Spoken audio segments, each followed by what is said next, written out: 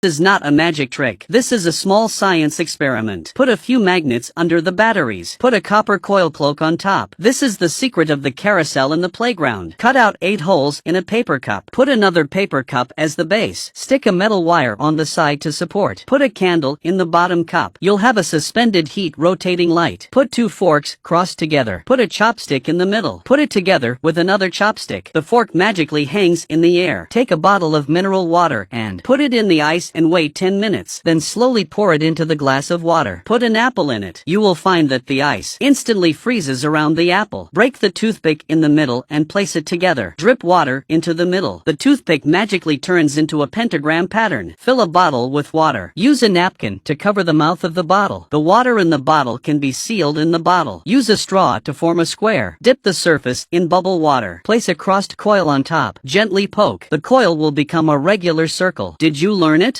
Click on the avatar to learn more small experiments.